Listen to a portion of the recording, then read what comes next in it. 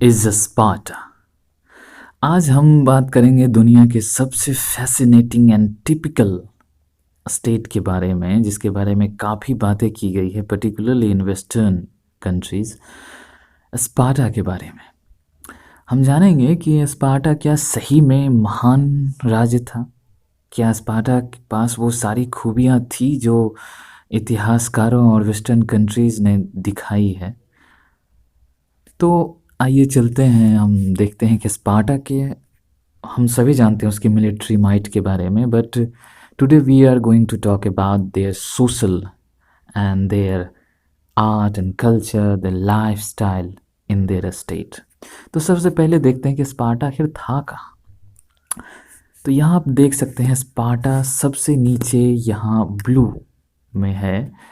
मैं तो आपको दिखाता हूँ कि ये पोर्शन जो साउदर्न ग्रीस, यहाँ पे एजियन सी है, ये मेडिटेरियन सी है, और यहाँ का जो साउदर्न ग्रीस का जो पार्ट है वो स्पार्टा है। और इस पोर्शन का एक छोटा सा गांव in the middle of the Spartans there was a village, और वहाँ से धीरे धीरे ये स्पार्टा धीरे धीरे लगभग ये बड़ा गांव बना। यहाँ पे देख सकते हैं, यहाँ पे जो जो स्टेट दिखाया गया एंशियंट में, ये लैकोनिया के अंदर था। ये लैकोनिया जो है ये स्टेट है, और इसके अंदर ही एक छोटा सा गांव था जो स्पार्टा द्वारा बनाया गया। तो स्पार्टन्स थे कौन? तो स्पार्टन्स एंशियंट ग्रीक थे, डोरियन पीपल, और इन्होंने इस जगह को लगभग यहाँ पे बहुत सालों से ये रह रहे थे, एक टिपिकल लाइफ जी रहे थे, और वहाँ से धीरे धीरे धीरे धीरे करके ये प्रोमिनेंट हो गया। So Laconia, as I said, in the southern Greece there was a state. तो इन लोगों का जो एंशियंट ग्रीक जो थे उनमें ये चलता था कि एक सिटी होता था, उस सिटी में लोग रहते थे, और वो सिटी जनरली फोर्टिफाइड होता था, यानी सिटी स्टेट काइंड ऑफ होता था। एक सिटी वही स्टेट होता था। इसके बाद आता है इनके गवर्नेंस के बारे में। तो स्पार्टा का गवर्नेंस थोड़ा अलग था।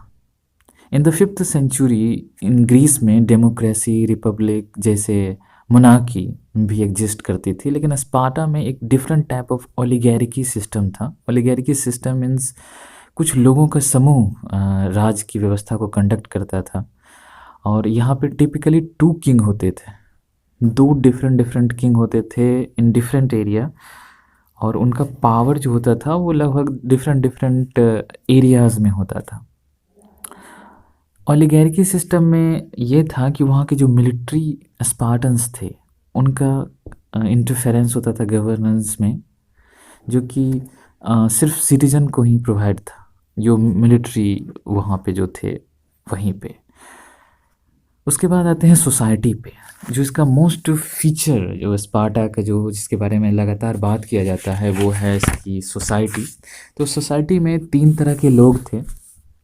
पहले स्पार्टन्स, दूसरे हेलोथ, और तीसरे पेरोसीस। पेरोसी जो फ्री जो लोग थे वो फ्री लोग कहे जाते थे। उनका काम होता था जैसे हथियार बनाने का, लोहार, और डिफरेंट डिफरेंट ये छोटे मोटे काम जो करते थे वो पेरोसी किया करते थे। पेरोसी ना तो सिटीजन थे, इनको किसी तरह की सहूलियत भी नहीं मिलती थी, और ना ही ये स्लेव थे। हेलोथ जो थे दूसरे, वो स्लेव थे। ये स्पार्टन्स जो भी थे, जो स्पार्टन्स मेनली एक ही प्रोफेशन जानते थे, वो थे सोल्जर। तो ये सोल्जर जितने भी थे स्पार्टन्स उनके स्लेव होते थे, और एक एक स्पार्टन के पास 7-8 और ना जाने कितने हेलोथ होते थे। हेलोथ की संख्या स्पार्टन राज्य में सबसे ज़्यादा थी, इवन मोर देन स्पार्टन्स। और तीसरे नंबर पे आते हैं स्पार्टन्स, वो लोग जो सिटीजन्स थे, उनको उनको किसी भी प्रकार की प्रॉब्लम में अगर पाए जाते थे तो उनकी प्रॉब्लम को सुना जाता था, उनकी समस्याओं को हल किया जाता था, और एक तरह से सोसाइटी जो थी वो रूल्ड बाय द स्पार्टन्स थी।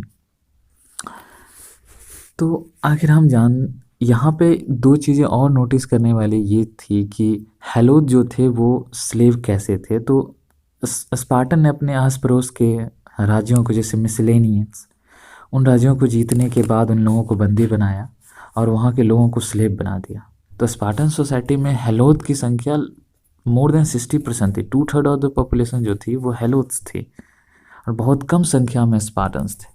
तो अब स्पार्टन्स अपना डोमिनेंस कायम रखने के लिए हेलोथ को ईयरली उनका फेस्टिवल ही होता था जहाँ पे वो हेलोथ को मारा करते थे। मारा मतलब कि जान से मारते थे। ठीक है, तो फिर यहाँ पे जितनी भी चीज़ें दिखाई गई है उसके बाद स्पार्टन सोसाइटी कैसी थी। तो सोसाइटी एक तरीके से इंक्लूसिव सोसाइटी थी जहाँ पे आप जानते हैं सी से इसका काफ़ी लेना देना था, लेकिन कोई भी आदमी बाहर से आ नहीं सकता था स्पार्टन कंट्री में, ना ही कोई स्पार्टा का आदमी बाहर जा सकता था। दूसरा ये भी था कि ट्रेड जो बाहर के राज्य थे या अदर राज्य थे जैसे एथेंस, पेलोपेनियन, मिसलेनी, ये सब राज्यों से उनका पूरी तरह से नाता कटा था। इंटरनल ट्रेड थोड़े बहुत होते थे लेकिन वो भी नाम मात्र के, एक्सटर्नल ट्रेड की कोई गुंजाइश ही नहीं थी।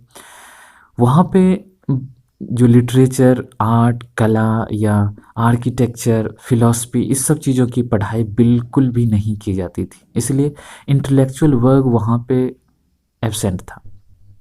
वहाँ पे एक ही प्रोफेशन एग्जिस्ट करता था और वो था स्पार्टन के लिए पर्टिकुलरली, वो था सोल्जर। जो भी स्पार्टन होते थे उनको सोल्जर ही बनना था और कुछ भी नहीं, और फोर्सफुली बनाया जाता था। उसके बाद आते हैं हेलोथ मैसेकारे, एक फेमस मैसेकारे है और जिसकी मतलब एंशियंट में कहीं एक से जहाँ पे डिक्टेटरशिप का स्टार्ट होता है वहाँ पे हेलोथ मैसेकारे का जिक्र हर साल किया जाता है। तो जैसा कि जानते हैं कि हेलोथ जो थे वो स्पार्टा के स्लेव्स थे और जो हेलोथ जो होते थे वो चूँकि संख्या में ज़्यादा थे और चूँकि वो रिवेल ना कर दें इसलिए स्पार्टन्स हर एक साल एक गेम खेला करते थे और उस गेम में काफ़ी मात्राओं में हेलोथ्स को मौत के घाट उतार दिया जाता था। वहाँ कहा जाता है कि स्पार्टन्स का जो वे ऑफ लाइफ है वो हेलोथ के बिना पॉसिबल ही नहीं है, क्योंकि वो सारे काम करते थे जो स्पार्टन नहीं करते थे। जैसे खेती करना, एक ही उनकी इकोनॉमी का जो रीढ़ की हड्डी थी वो थी एग्रीकल्चर, और एग्रीकल्चर जो किया जाता था वो हेलोथ के द्वारा ही किया जाता था। या स्पार्टन की फैमिली का जो डे टू डे वर्क होता था, नर्सिंग, सर्वेंट्स, फार्मर्स, अटेंडेंट, ये सारे काम स्लेव यानी हेलोथ्स के द्वारा किया जाता था। और चूँकि स्पार्टन्स मिलिट्री माइट में बहुत ज़्यादा थे, हेलोथ ज़्यादा संख्या में होने के बावजूद भी मारे जाते थे। तो ये एक उनका फेस्टिवल था। इवन जो यंग स्पार्टन्स होते थे जब उनकी एजुकेशन कंप्लीट होने वाली होती थी तो उन्हें हेलोथ के खिलाफ लड़ाया जाता था जानबूझ के, ताकि वो हेलोथ्स को मारें, उनकी बॉडी को चीर फाड़ कर देते थे। ये एक दर्दनाक और बहुत बारबेरिक तरीके से हेलोथ्स को विद इन द स्टेट रखा जाता था। उसके बाद आते हैं एजुकेशन सिस्टम। जैसा कि पता होगा कि यहाँ पे कोई अदर एजुकेशन सिस्टम एग्जिस्ट नहीं करता था जहाँ पे आपको philosophy, art and culture, language, ये सब कुछ भी सिखाया नहीं जाता था। वहाँ एक ही एजुकेशन सिस्टम एग्जिस्ट करता था जो कि स्टेट रन होता था, जिसको अयोगा कहा जाता था, AGOGA। अयोगा सिस्टम में हर एक जो लड़के थे जो भी 7 साल के हो जाते थे, Spartans not the other ones, जो भी 7 साल के होते थे उन्हें एक ट्रेनिंग लेना पड़ता था ज़बरदस्ती अपने घर से दूर, एक रफ एंड हार्ड ट्रेनिंग। यहाँ पे उन्हें वॉरियर बनाया जाता था। एक ही चीज़ होता था जिनमें उन्हें सोर्ड से खेलना, स्पीयर फेंकना, शील्ड का यूज़ करना, उसके बाद किस तरह से ग्रुप अटैक होता है वो सब सिखाया जाता था और ये काफ़ी रफ होता था। यहाँ पे बच्चों को जानबूझ के कम खाना दिया जाता था और इन्हें इनक्रेज किया जाता था कि ताकि दूसरे का खाना चुराएं, और जब ये चुराते हुए पकड़े जाते थे तो उन्हें दंड भी दिया जाता था। कभी कभी फाइट इतनी भी बढ़ जाती थी कि एक दूसरे का खून कर देते थे। सीनियर जो स्टूडेंट होते थे वो अक्सर जूनियर स्टूडेंट को पीटा करते थे, मारा करते थे, घायल कर दिया करते थे तलवार से, और ये काफ़ी रफ होता था। बच्चों को यहाँ पे झूठ बोलना सिखाया जाता था और ये सिखाया जाता था कि आखिर झूठ बोलने के बाद यानी कोई भी जुर्म करने के बाद बचना कैसे है। उन्हें अपने सीनियर्स के सामने, अपने पेरेंट्स के सामने जानबूझ के व्हिप से मारा जाता था ताकि वो स्ट्रांग बन सके। और एक तरीके से उन्हें no empathy, no emotion kind of boy बनाया जाता था। उनको सिर्फ एक ही चीज़ सिखाया जाता था कि सॉइल है स्पार्टा और इसके लिए लड़ना है और कुछ भी नहीं। So no education like Athens. Neighbouring state जो एथेंस था वहाँ पे ढेर सारी चीज़ें सिखाई जाती थी, like philosophy, literature, history, geography और एस्ट्रोनॉमी काइंड ऑफ थिंग। लेकिन यहाँ पे और कोई भी सिस्टम एग्जिस्ट नहीं करता था एक्सेप्ट वॉरियर एडुकेशन। तो absence of Sparta society was a feature कह सकते हैं आप। तो इसलिए स्पार्टा के बारे में जो भी लिखा गया है वो एथेंस के हिस्टोरियंस ने लिखा है, बाहर के स्टेट वालों ने लिखा है। उसके बाद आते हैं वुमेन एंसेंट ग्रीक में जनरली अगर देखेंगे तो उन्हें ज़्यादा किसी भी जगह पे फ्रीडम नहीं थी एक्सेप्ट स्पार्टा। स्पार्टा में वुमेन्स को फ्रीडम थी।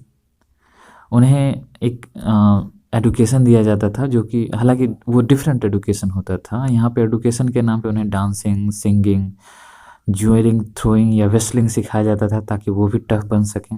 वुमेंस भी यहाँ पे काफ़ी टफ होती थी। उन्हें एथलेटिक कंपटीशन में पार्टिसिपेट करना पड़ता था, ये उनका चॉइस था। Singing and dancing was one of the education system, और ये सब इसलिए सिखाया जाता था ताकि वो मेट्स को अट्रैक्ट कर सके। वुमेन्स जनरली फ्री होती थी to choose any one as a partner, but यहाँ के सबसे एक इंस्टीट्यूशन जो वहाँ पे थी वो थी मैरिज। और मैरिज के समय वुमेन्स को अपने जो सर होते थे वो मुड़वाने पड़ते थे। शादी के बाद काफ़ी छोटे छोटे बाल रखने पड़ते थे। और जिन भी वुमेन्स के लड़के होते थे, मतलब ज़्यादा सन्स होते थे, उन्हें हाईली रिगार्ड किया जाता था क्योंकि स्पार्टन सिस्टम में सिर्फ बॉय सिस्टम था, यानी बॉय की वहाँ पे चाहत ज़्यादा थी ताकि वो सोल्जर बन सकें और स्पार्टा को डिफेंड कर सकें या रिप्लेस कर सकें वो लोग को जो युद्ध में मारे गए। उसके बाद आते हैं प्रोमिनेंस वॉर के बारे में। स्पार्टा बिना वॉर के एक स्पार्टा के बारे में बिना वॉर के जिक्र करना एक हिस्ट्री बिना बिना इंडिया के रह जाएगी। तो ये देख सकते हैं आप टिपिकल प्रोमिनेंट वॉर जो है, यहाँ पे सील्ड सोर्ड और एक ये ऊपर से जो लगाया जाता है, ये स्पार्टा का टिपिकल ड्रेसिंग सिस्टम है। तो यहाँ पे 4 वॉर का मैं जिक्र कर रहा हूँ। पहला है मेसिनियन वॉर 6th सेंचुरी, और ये काफ़ी इम्पोर्टेंट वॉर है क्योंकि इस पर एक मेसेनियन जो कि एक बहुत बड़ा राज था स्पार्टा के वेस्टर्न साइड में, उस पर स्पार्टा ने अधिकार किया 6th सेंचुरी में। और यहीं के लोग जो थे वो हेलोत्स थे, और हेलोत्स इनको स्लेव बना दिया गया था। और हेलोत एक बहुत इम्पोर्टेंट फीचर बन गए थे स्पार्टन स्टेट के या सोसाइटी के।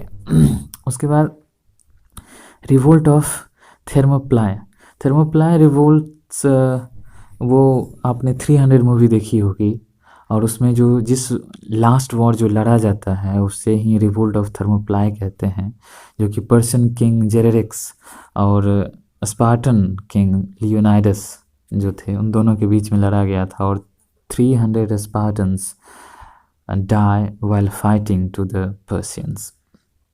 उसके बाद है Thebes war of 371। Thebes war 371 एक ऐसा वॉर था जिसने स्पार्टा को ख़त्म कर दिया। इस वॉर में तेबियस जो थे, जो एक अनदर ग्रीक थे, उन्होंने स्पार्टा पर अटैक किया और स्पार्टा इस वॉर में बुरी तरह हारी। और इसका रीज़न भी था क्योंकि इससे पहले 464 BC में स्पार्टा ने एक बहुत ही मैसिव अर्थक्वेक फेस किया था, जिनके बाद उनकी जो सोसाइटी थी या फिर उनका जो फोर्टिफाइड सिटी था वो पूरी तरीके से बिखर गया था। तेबियस ने इस वॉर में स्पार्टा का पूरी तरीके से तहस नहस कर दिया, और इसके बाद ही जो भी स्पार्टन्स बने वो धीरे धीरे डिक्लाइन कर गया। इस वॉर के तुरंत बाद ही जब स्पार्टन वीक हुए तो हेलोत का रिवोल्ट हुआ, जो हमेशा होता था। इससे पहले हेलोत का रिवोल्ट कहा जाता था कि every 3 year they have witness a helot revolt, और हर बार हेलोत की एक जेनोसाइड होता था। और एक बहुत ही फेमस बुक है जिसमें soil and blood and soil, जिसमें इस बात का जिक्र किया गया था कि helot genocide was the first in the genocide list. 371 के बाद धीरे धीरे धीरे करके स्पार्टा धीरे धीरे ख़त्म हो गया। और आज के दौर में स्पार्टा जैसा जगह हालांकि कोई है नहीं। 1800 में इटली के एक राजा ने जहाँ पे स्पार्टा था वहाँ स्पार्टिया नामक एक सिटी इस्टेब्लिश की, और अब वो अभी भी है। तो हिस्ट्री जो थी स्पार्टा की वो बस 350 ईयर्स के लिए रही, और एक एक टिपिकल और पिक्यूलियर स्टेट के बारे में जाना जाता है, जहाँ पे सिर्फ सोल्जर ही सोल्जर थे, वॉरियर थे, टफ थे। और हिस्टोरियन की अगर नज़र से देखें तो वो लोग काफ़ी प्रेज किए जाते थे, क्योंकि उनके पास हाईली स्किल्ड वॉरियर्स थे स्पार्टा के पास, उन्हें वॉरियर बनाया जाता था। लेकिन apart from the warrior, Sparta एक सिविलाइज सोसाइटी के रूप में नहीं माना जाता है। तो ये लास्ट है जो ये हेरोडोटस ने कहा था 300 वॉर के बारे में, कि the Thespians decided to stay with the 300 Spartan by their own free will. Leonidas then made his fateful stand and fell fighting bravely together with many other famous Spartans। यानी Spartan के साथ साथ थेपियंस भी लड़ रहे थे उस वॉर में।